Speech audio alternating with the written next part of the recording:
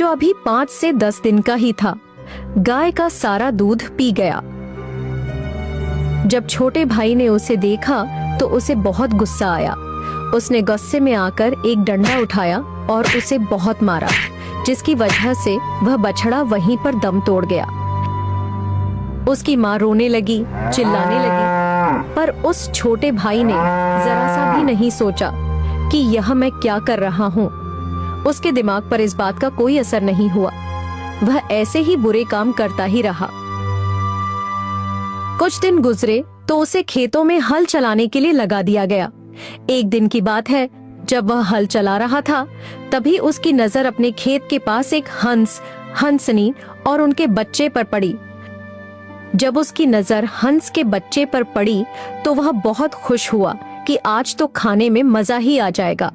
उसने उनके बच्चे को पकड़ लिया और उसे मारकर खा गया।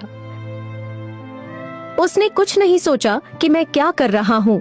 थोड़े समय बाद घर वालों ने उसकी शादी कर दी। दोनों भाई अब अलग अलग रहने लगे।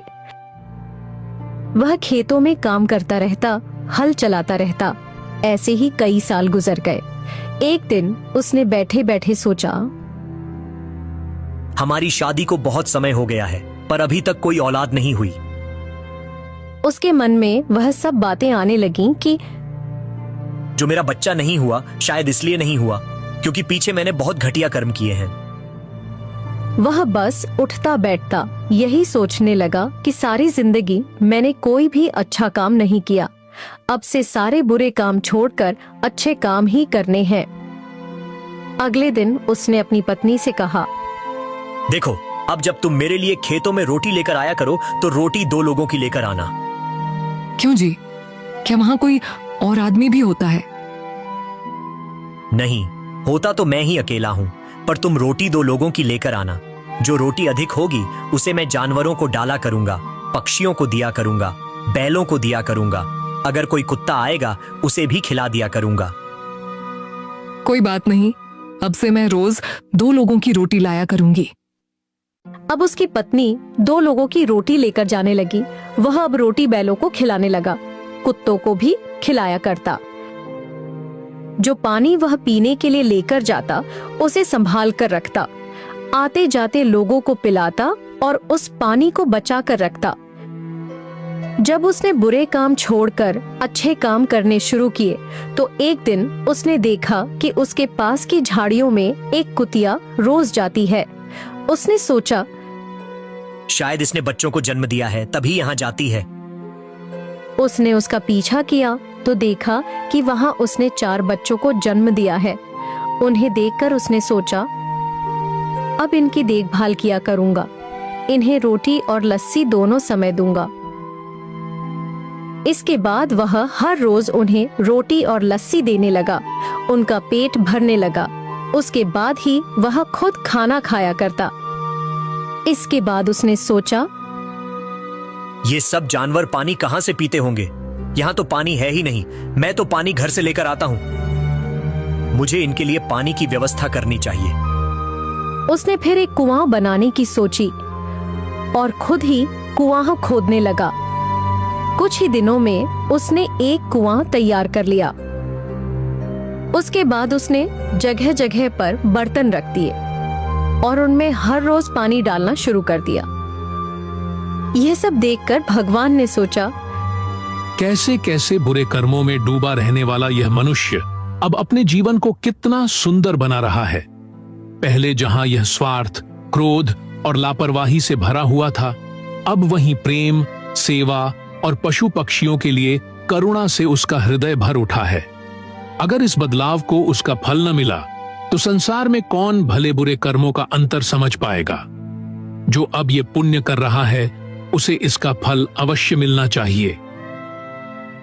एक दिन जब वह बर्तन में पानी भर रहा था, तभी वहां भगवान एक साधु का रूप धारण कर उसके पास आए। छोटा भाई साधु बाबा को प्रणाम किया और पूछा, बाबा, क्या आप पानी पीने आए हैं? हाँ बच्चा, मुझे बहुत जोर की प्यास लगी है, इसलिए मैं पानी पीने चला आया। छोटे भाई ने साधु बाबा को पानी पिलाया। इसके बाद साधु बाबा ने उससे पूछा, बेटा, यहाँ तो मुझे कोई पेड़ पौधे दिखाई नहीं दे रहे। तुम यह पानी किसको डाल रहे हो? बाबा, मैं यह पानी किसी पेड़ पौधे को नहीं डाल रहा, बल्कि मैंने यहाँ थोड़ी थोड़ी दूरी पर बर्तन रखे हुए हैं। उन्हीं में पानी डालता हूँ ताकि यहाँ के जानवर पानी पी सकें। इसलिए हर रोज उनके लिए पानी भरता हूँ। बेटा, कर्म तो तुम बहुत अच्छे कर रहे हो। बाबा, क्या बताऊं आपको, इससे पहले मैंने बहुत बुरे कर्म किए हैं। ये सब तो अब जाकर करना शुरू किया है। कोई बात नहीं, तुम चिंता मत करो। अगर तुम ऐसे ही अच्छे काम करते रहो तो जो पिछले बुरे कर्म हैं वे सब कट जाएंगे। ये सब बातें हो ही रही थीं कि उसकी पत्नी दूर से रोटी लेकर आती हुई दिखाई दी। तो उसने साधु बाबा से कहा, बाबा जी, अब आप रोटी खाकर ही जाइएगा। मेरी पत्नी रोटी लेकर आ रही है। न बेटा, अगर मैंने रोटी खा ली तो मैं पापों का अधिकारी बन जाऊंगा। बाबा जी, आप रोटी खाकर कैसे पापों के अधिकारी बन जाएंगे? बच्चा, तुमने अकेले ने हल चलाना है। तुम्हारे अकेले की रोटी आ रही है। यदि मैंने रोटी खा ली तो तुम भूखे हल चलाओगे। उस बात का दोष मुझ पर आ जाएगा। नहीं महाराज, मैंने तो पहले ही कह रखा है कि रोटी 2 लोगों की लानी चाहिए। फिर ठीक है बेटा, फिर मैं भोजन अवश्य करूंगा। फिर उसकी पत्नी भी वहां पहुंच गई। उसने साधु बाबा को प्रणाम किया। फिर सबने साथ बैठकर भोजन किया। भोजन के बाद साधु बाबा ने उनकी परीक्षा लेने की सोची। तुम खुद रोटी घर जाकर क्यों नहीं खाते? अब तुम्हारी पत्नी को यहाँ आना पड़ा। पीछे से तुम्हारे बच्चे अकेले रह गए होंगे। बाबा जी, अभी तक हमारे कोई संतान नहीं है। तुम लोग कर्म तो बहुत अच्छे कर रहे हो, इसलिए तुम्हारा बिना संतान के रहना उचित नहीं है। तुम्हारे बच्चे का होना बहुत जरूरी था।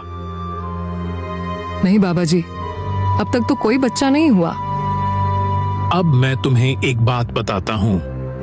तुम लोगों ने जीवन में जैसे भी कर्म किए हों, पर अगले वर्ष इन्हीं दिनों में तुम्हारे घर एक पुत्र का जन्म होगा।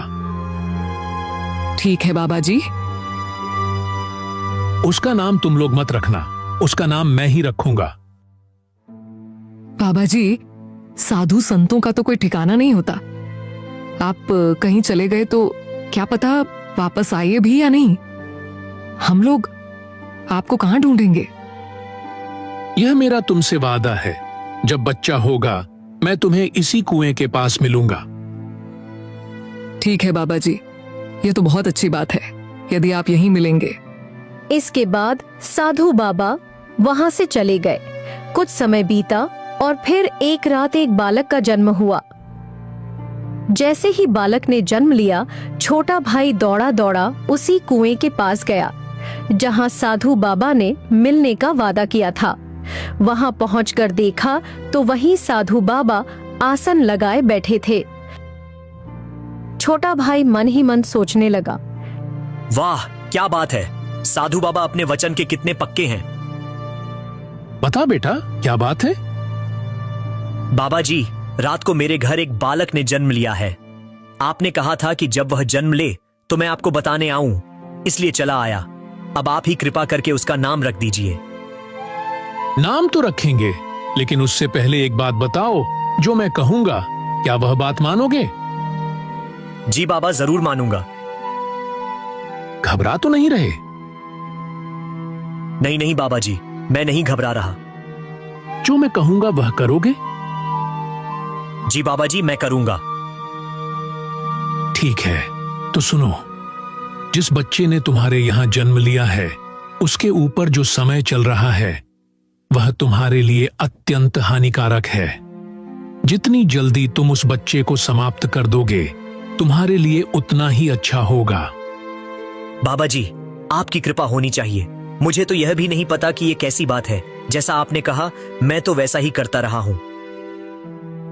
तो अब तुम अपने घर जाओ और किसी कोने में एक गड्ढा खोदकर उस बच्चे को कपड़े में लपेटकर उस गड्ढे में दबा दो। अधिक समय मत गंवाओ। यह काम करके जल्दी वापस आओ, फिर आगे की बात बताऊंगा।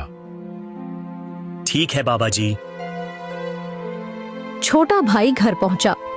उसने एक कोने में गड्ढा खोदा बच्चे को कपड़े में लपेटा और गड्ढे में दबा दिया। फिर वह चुपचाप खेत की ओर लौट आया।